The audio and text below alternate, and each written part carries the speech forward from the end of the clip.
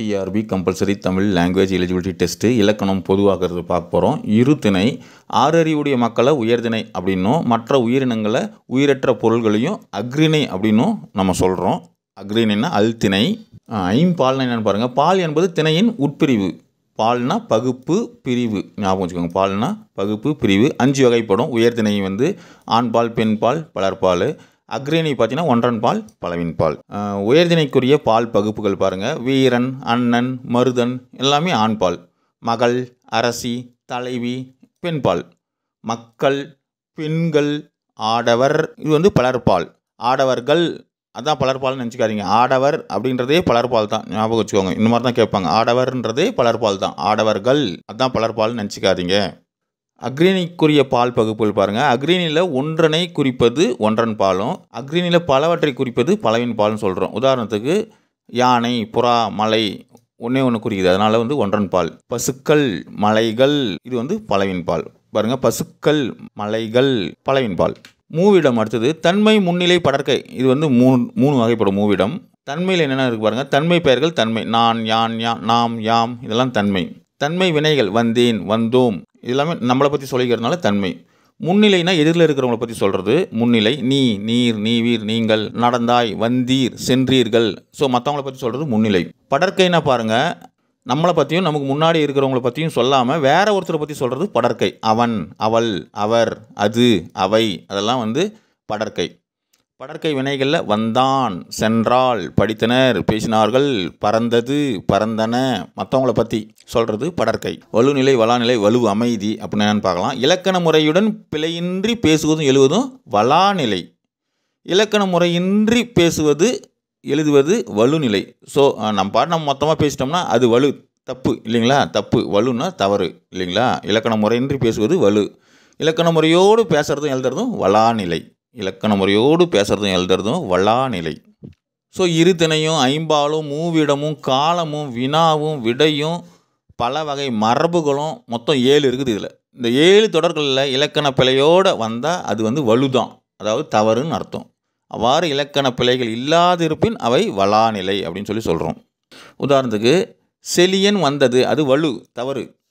செலியன் வந்தான்றதான் சரி, அதுதான் வளாநிலை. கண்ணகி உண்டான் தவறு. கண்ணகி உண்டாள் அப்படி தான் சரி. நீ வந்தேன் அது வலு. நீ வந்தாயன்றது தான் சரியானது. நேற்று வருவான் தவறு. நேற்று வந்தான் அதான் சரி. ஒரு விரலை காட்டி சிறியதோ பெரியதோ என்று கேட்டல் அது வந்து வலு.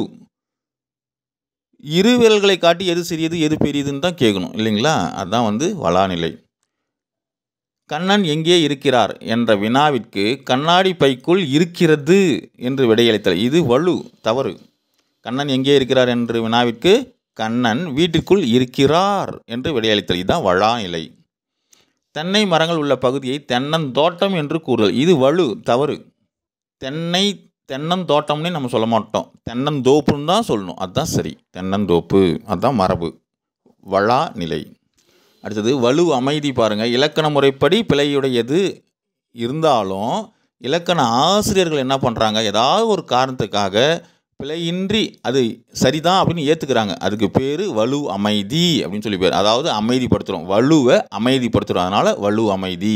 தப்பு தான் இருந்தாலும் இலக்கண ஆசிரியர்கள் அதை ஏற்றுக்கிறாங்க, அதனால் அது வந்து வலு அமைதி, வலு அமைதி அப்படின்னு சொல்லி சொல்கிறோம்.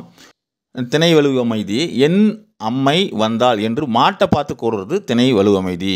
ஸோ திணை அது வந்து ஒரு அக்ரிணை. அக்ரிணையை வந்து வந்தாள் அப்படின்னு சொல்லி நம்ம உயர்திணைக்கு மாதிரி நம்ம பேசுகிறோம், அதனால் இது வந்து திணை வலு அமைதி. மாடுக்கு அந்த மாதிரி சொல்லக்கூடாது இல்லைங்களா, ஆனால் நம்ம சொல்கிறோம், அது திணை வலு அமைதி.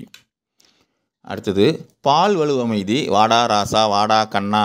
தன் மகளை பார்த்து தாய் அழைக்கிறா. இது வந்து மகளை வந்து ராசா கண்ணா அப்படின்னு கூப்பிட்றது கிடையாது, அது வந்து பெண்பால் இல்லைங்களா? இருந்தாலும் கூப்பிட்றோம், அதுக்கு பால் வலு அமைதின்னு பேர். அதனால் ஆண்பால் பெண்பால் அந்த பால் வலு அமைதி.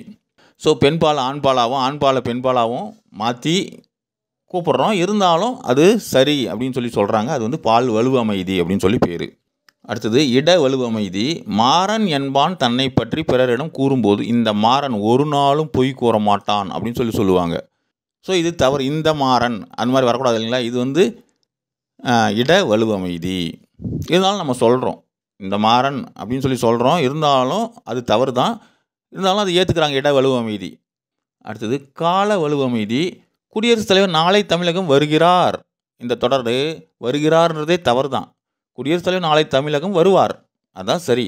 ஆனால் வருகிறார் நம்ம ஒரு உயர்திணை மாதிரி நம்ம அவருக்கு கொஞ்சம் ரொம்ப மரியாதை கொடுக்குறதுனால அந்த மாதிரி வருகிறார் அப்படின்னு சொல்லி நம்ம போட்டுக்கிறோம். அதனால் இது கால வலுவமைதி. நாளைக்கு வருவார்ன்றதை வருகிறார் அப்படின்றது கன்ஃபார்மாக சொல்கிறதுக்காக அந்த மாதிரி நம்ம சொல்கிறோம். அதனால் இது கால வலுவமைதி. அடுத்தது மரபு வலுவமைதி. கத்தும் குயிலோசை சற்றே காதிற் பட வேணும். இது பாரதியார் சொன்னது. கத்தும் குயிலோசை, குயில் எங்கே போய் கத்த போகுது, ஆனால் பாரதியார் அந்த மாதிரி பாடியிருக்காரு. அப்போது குயில் கூவுன்றது தான் சரி. இது மரபு வலுவமைதி. ஸோ பாரதியார் சொல்லியிருக்கிறதுனால கத்தும் குயிலோசை அப்படின்றது நம்ம ஏற்றுக்கிறோம். அதனால் இது மரபு வலுவமைதி. ஸோ இந்த வீடியோ உங்களுக்கு யூஸ்ஃபுல்லாக இருந்தால் ஒரு லைக் போட்டுவிடுங்க. அரசியல் பெறுவதை நம்ம லட்சியம் அதை அடைஞ்சிருக்கோம். நன்றி.